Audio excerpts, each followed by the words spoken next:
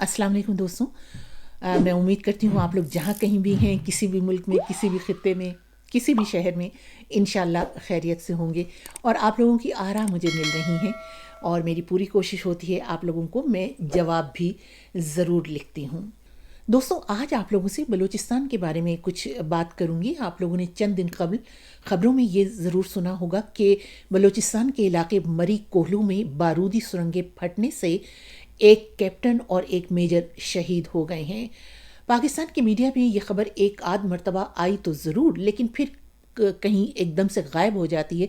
किसी ने ये नहीं पूछा कि ये मरी और कोहलू का इलाका जो है, ये कोई महाज़ जंग तो है नहीं, ये कोई जंगी इलाका तो है नहीं, ये बारूदी सुरंगें कहाँ से आईं।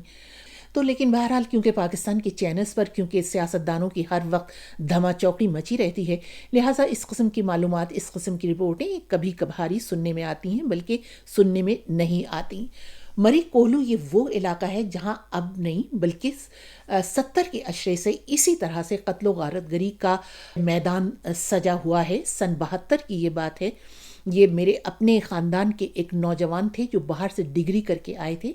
वो एक गैर मुल्की माहिर को लेके, कंसल्टेंट को लेकर मरी कोहलू के इलाके में जा रहे थे, क्योंकि सभी ये जानते हैं कि वहाँ ज़ेर ज़मीन जो हैं वो ख़जाने छुपे हुए हैं, मादनियात है या तेल है। तो ज़ाहिर है कि जब जाकर आप वहाँ पर देखेंगे, उसकी इब्तदाई तहकीक होगी तो फिर ही बात आगे बढ़ती है। लेकिन जब वो इस इलाके में दाखिल होने की उन्होंने कोशिश की तो उनको हमारे जो फैमिली के था नौजवान, उसको तो वहीं गोलियों से भून दिया गया।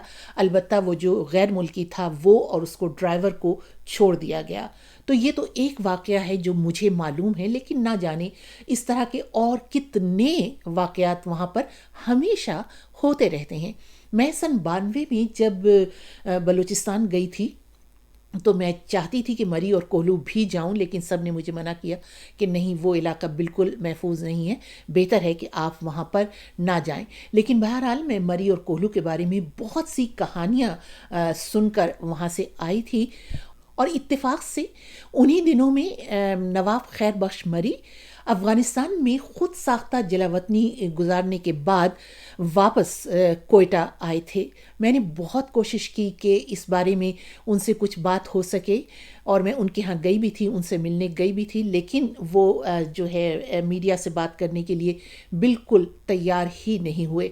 मैंने ये सब जो वाक़यात हैं ये इसमें अपनी किताब में लिखे हैं, लेकिन यहाँ पर मैं आपको इसी जो मरी कोहलू का इलाका है इससे ही मुतालिक एक छोटा सा इक़्तिबास अपनी किताब से पढ़कर सुनाती हूँ। कोयटा जाते हुए जहाज़ में बलूचिस्तान के बारे में मैं एक किताब पढ़ रही थी। अफसोस के बलोच मुसन्निफ का नाम मेरे जहन से निकल गया। लिखते हैं, पहाड़ बलोचों के किले हैं, दुश्वार गुजार घाटियां उनकी साथी, पहाड़ों की ऊंचाइयां उनकी पनाहगाहें, घास फूस और कांटे बलोचों के कालीन हैं, पथरीली और नाहमवार ज़मीनें उनके नर्म नर्म गद्दे हैं। जो कौमें जंग के लिए तैयार नहीं, उनके लिए तबाही का सामान है। फ़ायदे और मनफ़ियत मीठी मीठी जंगों में है। ये इक़्तिबास था जो मैंने उनकी किताब से में पढ़ा और फिर यहाँ अपने यहाँ उतारा उन्हीं लाइनों को। इसके आगे फिर मैंने लिखा, मैं बलूचों से ये पूछना चाहती हूँ कि कौमें किसके लिए लड़ती हैं?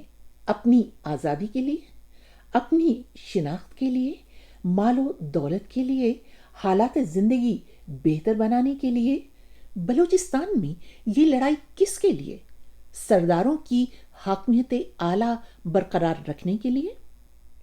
मरी कोहलू के इलाके में खुदाई नहीं हो पाती तो नुकसान किसका हुआ? वहाँ की गरीब रियाया का। वहाँ की सरदार खैर बख्श मरी तो पहले कोयटा, फिर काबुल और फिर कराची में दर्जनों मुहाफिजीन के दरमियान बड़े नर्म नर्म बड़े बड़े गद्दों पर जिंदगी बसर करते रहे। वो तो इलाज के लिए बैरून मुल्क भी जाने वाले थे, तो गोया उनके पास वसाइल की भी कमी नहीं थी। पथरीली और नाहमवार ज़मीनों पर तो सिर्फ उनकी रियाया सोती है।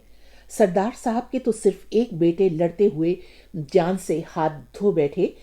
باقی 3 تو دبئی میں جدید اور آرام دہ زندگی سے مستفید ہو رہے ہیں، لیکن ان کی قوم کے بیٹے مسلسل یا تو مر رہے ہیں اور یا پھر لاپتہ ہو رہے ہیں، تو کس لیے؟ 40 برس طویل مزاحمت میں جن کی جانیں جا رہی ہیں، کیا ان کو اس گوریلا جنگ سے کوئی فائدہ پہنچا؟ تاریخ اٹھا کر پڑھنے کی ضرورت نہیں ہے، بلوچستان کے حالات دیکھ لیجیے۔ یہاں سرداروں کی رعایا کتنی خوشحال ہوتی ہے، جبکہ یورپ میں ہونے والی 2 جنگوں پر نظر ڈالیں تو روز روشن کی طرح آیا ہے کہ قوموں کی زندگی مسلسل اپنی جانیں گنوانے میں نہیں بلکہ امن میں پنہاں ہے۔ اور بس میں انہی چند لائنوں پر یہ ویلاگ ختم کرتی ہوں کہ آخر یہ جنگ کا بازار کب تک سرگرم رہے گا؟ یہ جنگ مقامی بلوچوں کے حق میں تو نہیں ہے، تو یہ تو ایک طرح سے مفاداتی لڑائی ہے۔ یہ سوچئے کہ بلوچوں کو یہ بارودی سرنگیں کس نے دی ہیں؟ آخر وہاں کی جو بلوچ ہیں وہ تو یہ ان کی بارودی سرنگوں کے کارخانے اور فیکٹریاں لگا کر نہیں بیٹھے ہوئے اور وہ تو نہیں چلا رہے، کسی کا مفاد ہے اس میں جو بلوچوں کو اس قسم کا اسلحہ اور گولہ بارود دے رہا ہے۔ تو سوچئے یہ کس کا مفاد ہے؟ کیا اس سے یعنی اس گولہ بارود سے، اس اسلحے سے، اس قتل و غارت گری سے کیا وہاں کے غریب عوام کو کوئی فائدہ پہنچا اب تک، یا پہنچ رہا ہے، یا پہنچنے کی امید ہے؟ ضرور بتائیے گا۔ اجازت دیجیے، خدا حافظ۔